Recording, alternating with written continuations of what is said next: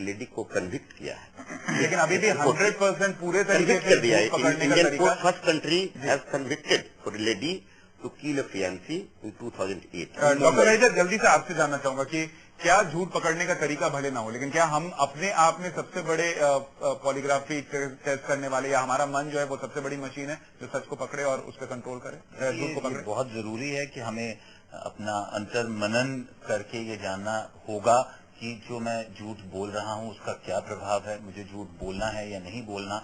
और मेरे ख्याल से बहुत सी चीजों में जिसको हमने सही और गलत कहा, उसमें अंग्रेज हमें एक बात ये भी सिखा गए, जो एफिडेविट देना, कि अगर एक व्यक्ति कोई बात कह रहा है तो अनलेस प्रूफ अदरवाइज उसको सच ही माना जाए। तो एक एफिडेविट अगर मैं कहता हूँ कि मैंने नाम बदल लिया या मेरे कागज गुम गए, तो हमारा भी कोर्ट आज की डेट में उसको स्वीकार लेता है, कागजी तौर पर सच है। अतुल अंजान साहब, चूंकि वक्त हमारे पास कम है, कार्यक्रम खत्म नहीं करना है, आपका खुद का अनुभव क्या कहता है? आप इतने सालों से सच बोल रहे हैं, क्या इतनी तकलीफ झेली कि कभी मन में आया कि क्यों नहीं झूठ बोल देता, या मैं भी झूठा क्यों नहीं हो जाता?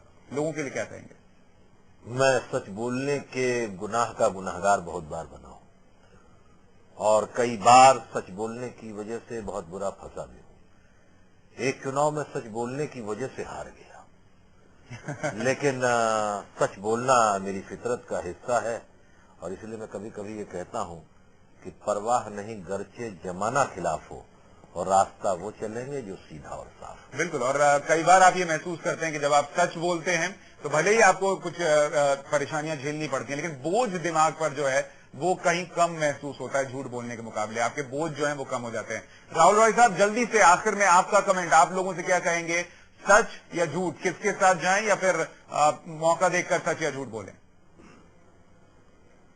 देखिए, ज्यादातर तो मैं यही कहूंगा कि लोग सच के साथ जाएं, लेकिन ये भी दिमाग में हमेशा रखना चाहिए कि आप अगर किसी को हर्ट नहीं कर रहे हैं और अगर आप किसी कम्युनिटी को हर्ट नहीं कर रहे हैं, तो फिर अगर आपको जिसे कहते हैं व्हाइट लाई यूज करना पड़े या कुछ नहीं बोलना पड़े, तो अगर सामने वाला उसका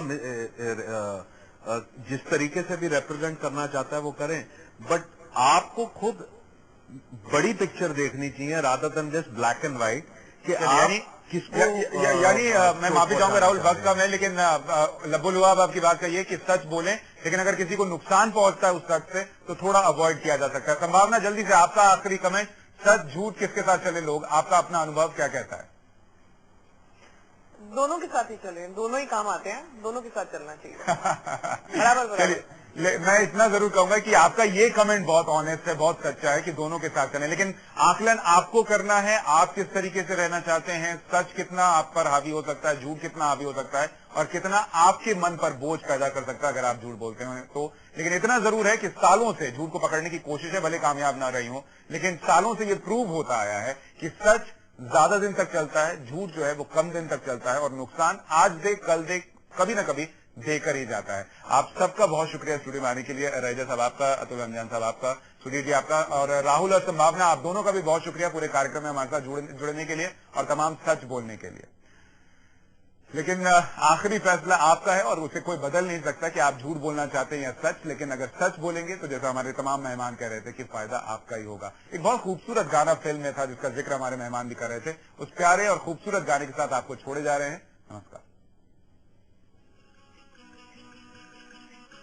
सजन रे झूठ मत बोलो, खुदा के पास जाना है, न हाथी है न घोड़ा है, वहाँ पैदल ही जाना है। सजन रे झूठ मत बोलो, खुदा के पास जाना है, न हाथी है न घोड़ा है, वहाँ पैदल ही जाना है।